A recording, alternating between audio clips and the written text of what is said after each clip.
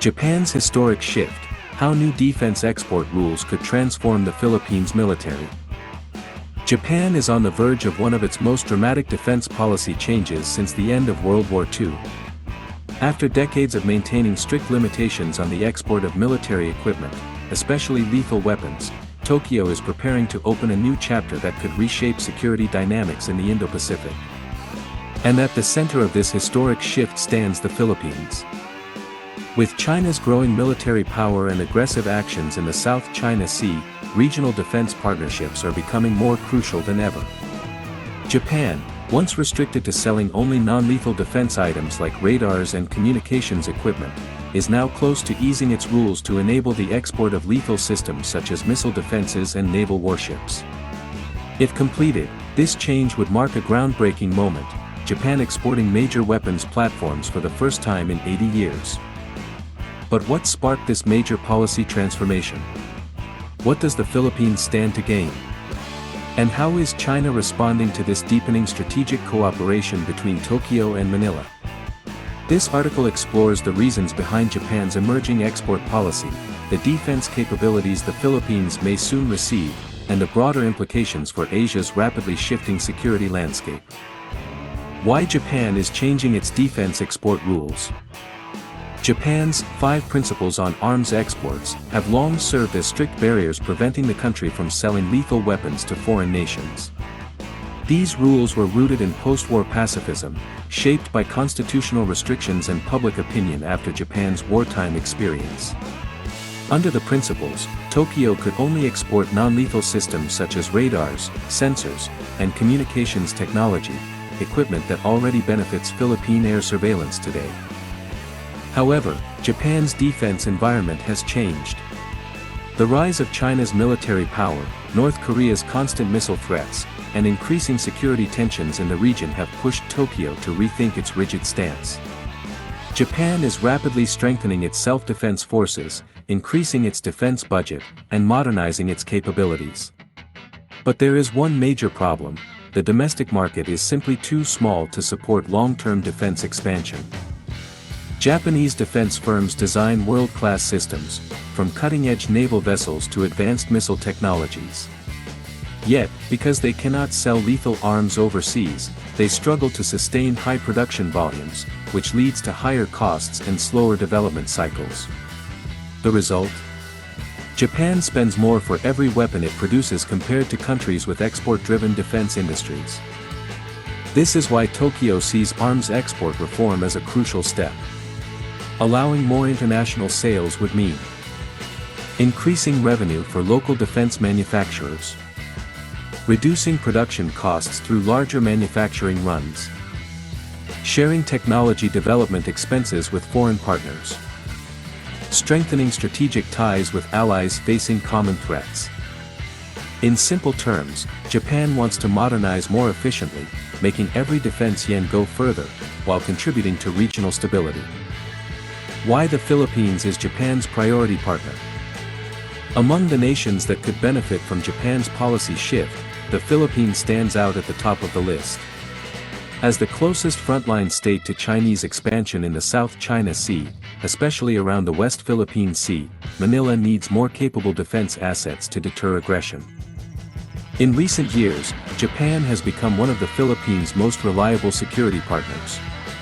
The two countries signed a defense cooperation pact, expanded joint exercises, increased military training exchanges, and enhanced maritime surveillance support.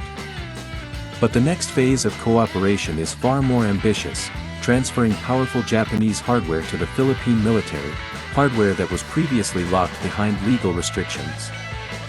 Abukuma-class destroyer escorts, a major upgrade for the Philippine Navy. One of the most significant systems currently being considered is the transfer of Japan's Abukuma-class destroyer escorts to the Philippine Navy. These ships may be aging, but they remain highly capable platforms for anti-submarine warfare, fast patrol operations, coastal defense, and maritime security missions. The Abukuma-class features high-speed maneuvering for multi-mission roles, advanced sonar and torpedo systems for anti-submarine operations, naval guns for surface defense, Helicopter deck for expanded mission capability. Due to export rules, Japan may remove certain offensive missile systems before transferring the vessels. But this limitation is not a major obstacle. The Philippines could integrate new systems from South Korea, like anti-ship missiles, Turkey, naval guns, or European third-party suppliers. The result would be customizable, combat-ready platforms at a fraction of the cost of building new frigates. For a navy expanding from decades of limited capability, this deal could drastically increase maritime presence and defensive power, especially in contested waters where patrol ships are urgently needed. Type 03 Chusan, a game-changer in Philippine air defense. While the ship transfer is highly valuable, an even more historic possibility is emerging. Japan is reportedly in talks with the Philippines to export the Type 03 Chusan, a medium-range surface-to-air missile system that forms the backbone of Japan's own air defense network. This mobile missile system is designed to defend major cities, key military bases, and strategic locations against aircraft, drones, and cruise missiles. It would provide the Philippines something it has lacked for decades, a reliable shield against aerial threats. What makes this development historic is not only the capability it brings, but the fact that it could mark Japan's first export of a lethal missile system since World War II. Japanese media outlets describe the talks as exploratory but promising.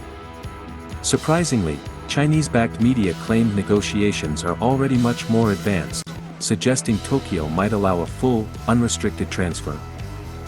If that turns out to be true, it symbolizes Japan's breaking away from its long-held pacifist export constraints to support security partners facing real and immediate threats. How China is responding. China is closely watching these developments, and is not happy. Beijing has long opposed any military alignment between Japan and the Philippines, claiming it undermines stability in the South China Sea. But from Manila's and Tokyo's perspective, it is China's aggression itself that has destabilized the region. Chinese state media has already accused Japan of abandoning its post-war principles and arming hostile forces. Yet the stronger the criticism becomes, the clearer the message: these defense upgrades are working. The Philippines is no longer facing China alone. With Japan's support, alongside the United States, Australia, and other regional partners, a new security architecture is forming to ensure the Indo-Pacific remains free and open. A new era of Japan-Philippine security cooperation. What once seemed impossible is now becoming reality. Japan is preparing to re-enter the global defense market. The Philippines is positioning itself to become one of the first, and biggest, beneficiaries. And together, the two nations are crafting a partnership that could shift the regional balance of power. This is more than a sale of ships or missiles. It is a signal that democratic nations will stand together against coercion and territorial bullying. It is proof that the Philippines is no longer ignored in major defense discussions. And it is a reminder that the Indo-Pacific's future will be shaped by cooperation, not intimidation. As these deals continue to progress, one thing is certain: a new chapter in Japan-Philippines defense relations is only just beginning. With stronger naval forces, better air defenses, and closer military ties, Manila is stepping into a more confident role, ready to defend its waters, its skies, and its sovereign rights. The world is changing fast. And both Japan and the Philippines are determined to make sure they are ready for whatever challenges come next. Thank you for reading this feature. Stay tuned for more updates on defense partnerships shaping the future of the region.